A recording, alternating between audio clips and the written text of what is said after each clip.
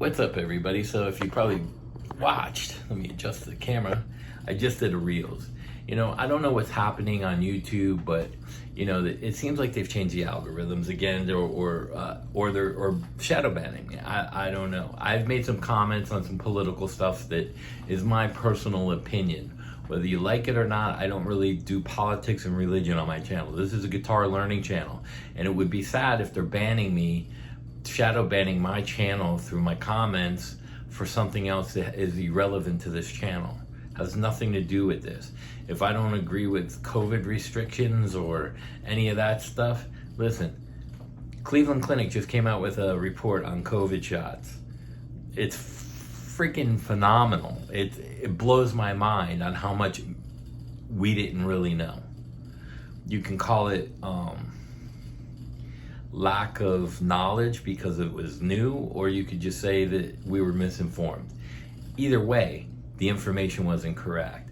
That's the kind of stuff, if I make my opinion somewhere else, I don't really bring it to this channel.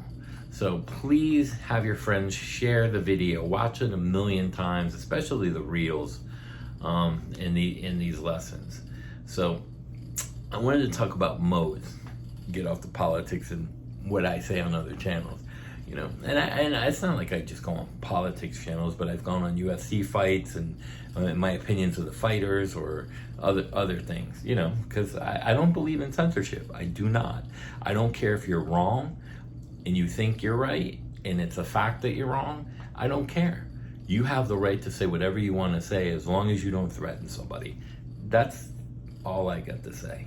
That's it. If you're not hurting somebody, who cares what you say? And I don't mean mentally. Like if you say, I'm gonna come to your house, and that kind of stuff is nonsense. And I see it day to day, but whatever. So anyway, I want to talk about modes really quick. But before I get into that, just like I wanted to talk about the channel. So like, if you subscribe to this channel, and we'll do this in the beginning, because usually I say this at the end, and I don't know how many of you guys actually watch it to the end. There's something in here. There's 170 videos. Whether you're a cover band or you're a professional musician like, I don't know, Gus G, there's something he'll learn on this channel, or even guys that are way above him, as far as technique. There's something you're gonna learn on this channel somewhere. There's some kind of content, whether it's cover bands, and I tell you, when I do a cover band, I do it exactly like I did a major label tour gig. 2 heads, 4 cables, 2 wirelesses. I had extra of everything because I don't believe that you should be unprepared. You should be able to go do a gig, and if something breaks, you can continue. There's no excuse for that. So like that in itself, those kind of things that I've experienced because I've gone through gigs when I was younger and wasn't able to play. So through my experience, there's something for everybody to learn, for anybody. It's just like, okay, you're a tube guy, right? Tube amps are the greatest thing. They sound the best. I do agree they sound great. But in a recording process, you don't run a direct line from the amp head into the control room. You put a mic in front of it. When you put a mic in front of it, it's the same technique as a recording engineer. That tube head goes into a digital board, into a digital signal through another cable with a mic in it. That mic is not a tube mic. So your tube sound is nil. There's no tube sound. So my advice, if you're one of these guys that have to have a tube amp, that's all great and dandy. But if your sound guy sucks, the only one appreciating your sound is you on stage in front of 100,000 people while you sound like shit in the audience. Remember that.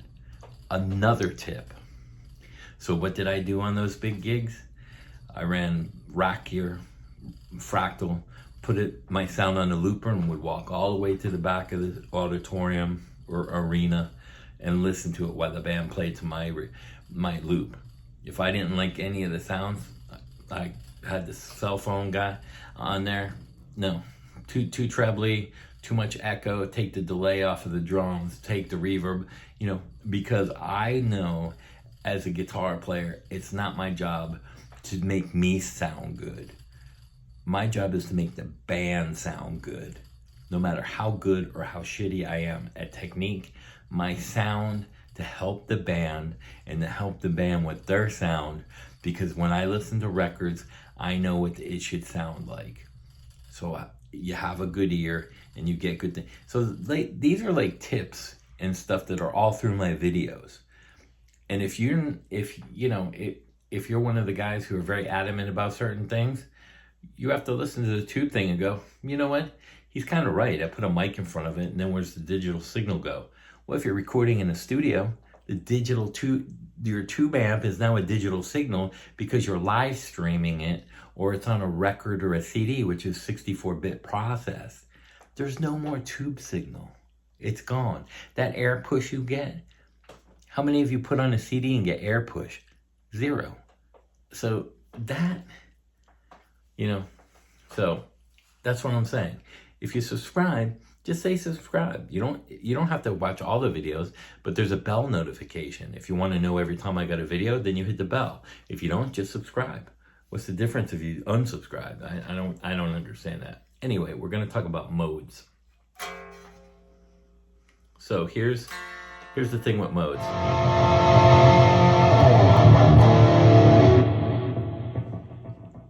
They bullshit you. No one knows how to play modally. Here's the other thing. A. If I move it up, it's A sharp. If I'm going from a B and I go backwards, it's a B flat. 2 different names for the same exact note. Misinformation, confusion. So modal playing. This is all you need to know. You learn a key, like G major.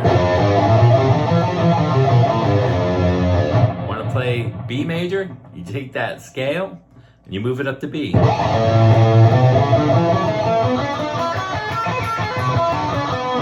That easy. Now you want to know what the chords are, what are your major and minor tones, so that you know what your pentatonic scale positions are. A 1, 4, 5, and G. G, C, D are major. The relative minor, G, A, B, C, D, E. 6 up from the major, 3 up from the minor, E, F, G. So there you play the 1, 4, 5 off the E. E, A, B are your minor tones. So E, let's see, E, A, B, E.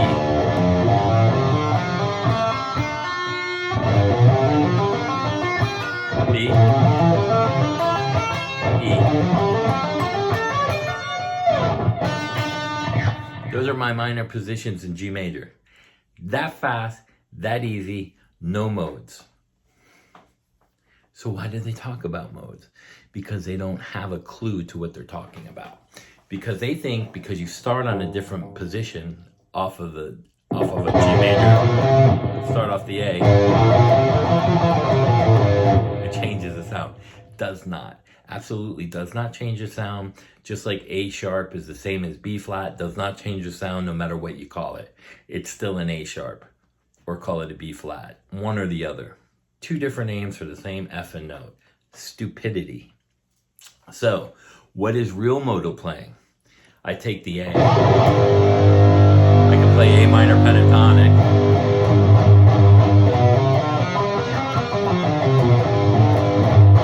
I can play A major. I can play G major.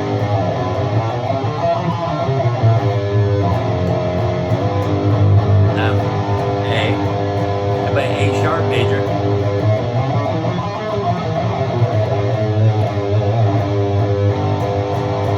A diminished.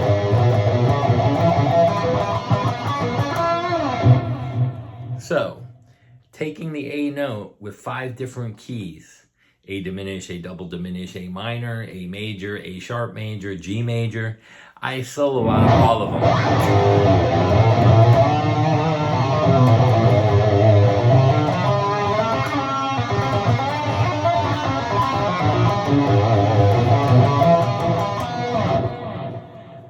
I use all the keys at one time.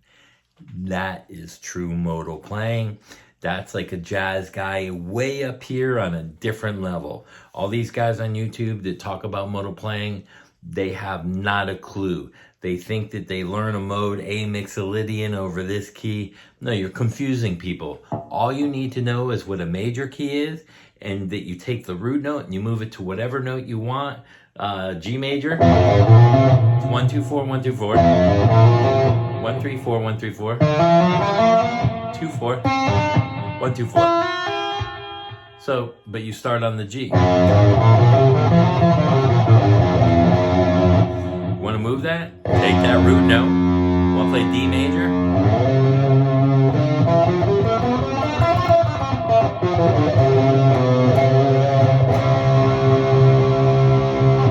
So here's a D. Don't know what the 1 4 5 is? D.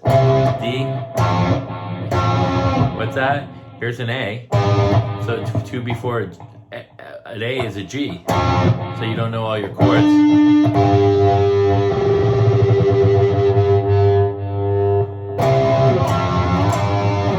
D major, G major, A major. Those are your major tones, and a D major. Now, D, remember I said 6 up, G, A, B, C, D, E, D, E, F, F, G, A, B, B minor. And if you take the root, go down 3 steps, 1, 2, 3. That pinky goes on that root, and you play a pentatonic. So what's my relative minor of D major? B minor. Play the 1 4 5 off the B. B minor position, E minor position, and then what's 2 up from E?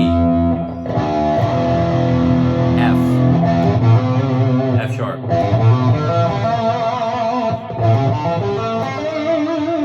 So, and what was the other one? E.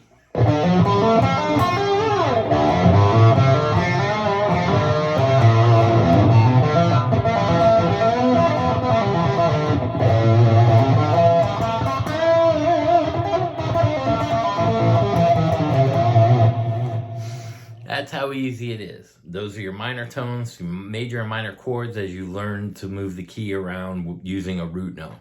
It's that easy. Modal playing and modes are not what they're telling you.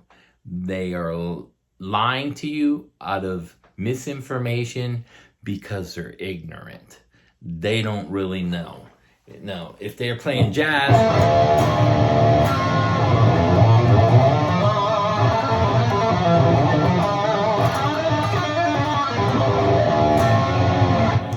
and you're playing through all those different keys, then you're modal playing. You're using 5 different keys at one time, tying them into the licks that you learn and everything. That's real modal playing. So I'm going to try to keep this video to 15 minutes. The other one was 25, but that will help you with a lot of stuff you're doing. Now the lick I did in the reels.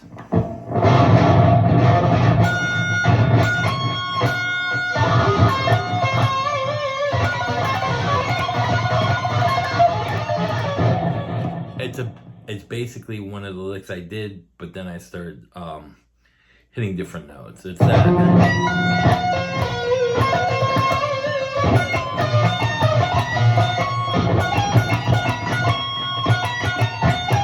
All those notes.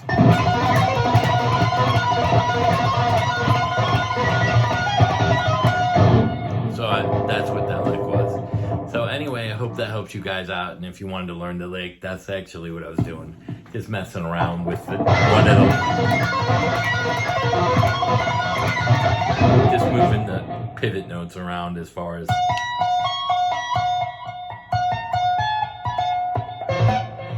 using the lick. That's